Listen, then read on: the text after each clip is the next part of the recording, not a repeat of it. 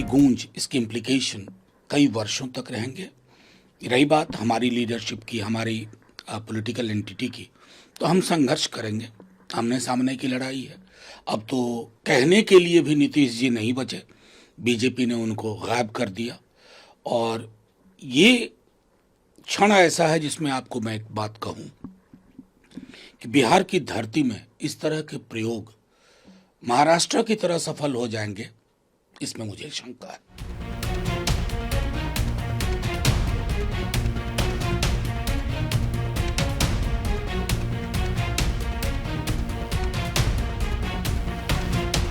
ये बहुत बड़ा राजनीतिक अपहरण इतिहास में कहा जाएगा कि जिस तरह से आदरणीय नीतीश कुमार जी को हटाने का, कुर्सी से बेदखल करने का प्लान बीजेपी ने तैयार किया, ये कभी भी लोकतंत्र के लिए ठीक नहीं है।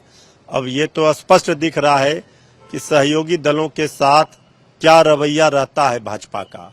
वहां भी किया महाराष्ट्र में शिंदे जी के साथ, कई अपने घटक दलों के साथ किया है। तो अभी भी बिहार में राजनीति के जो संभावनाएं हैं वो सारे द्वार खुले हुए हैं।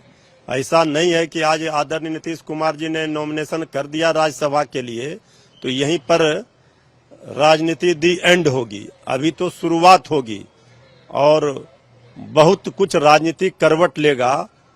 क्या होता है क्या नहीं होता है, इस समय पर पता चलेगा।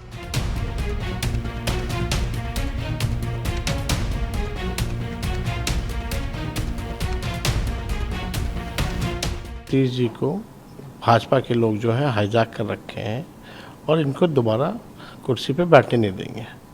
और हम ये भी कहते थे कि महाराष्ट्र जैसा जो है रिफाइंड तरीके से बिहार में इस चीज़ को लागू किया जाएगा। और हमने कई बार भी कहा कि 6 महीने से ज़्यादा इनको कुर्सी पे नहीं बैठने देंगे। भाजपा जिसके साथ भी रही है उसको बर्बाद करने का काम किया है। और भाजपा तो आप जान रहे हैं कि ओबीसी, दलित, आदिवासी विरोधी पार्टी है।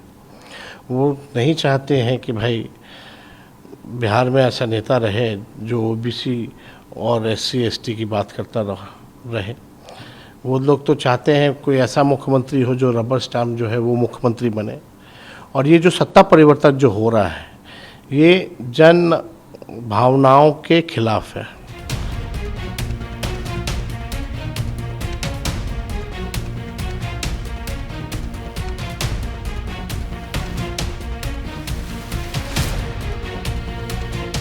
साहब, हम लोगों के लिए तो कोई इसमें आश्चर्य की बात नहीं है। ये तो कांग्रेस बार बार इस चीज़ को कह रही थी और हमको लग ही रहा था कि कुछ न कुछ ऐसा होने वाला है। भारतीय जनता पार्टी का एक पुराना तरीका रहा है कि कुछ समय तक जिसको भी स्थानीय रूप में जो दल बड़ा होता है उसके कंधे पे चढ़ के धीरे धीरे 2, 3, 4, 5% वोट, 2-3 सीटें जो मिलती हैं उससे बढ़ते बढ़ते जितना राज्य की विस्तार है, सीटें हैं, अपने को पहले 10-20% पे करो, फिर बढ़ाओ।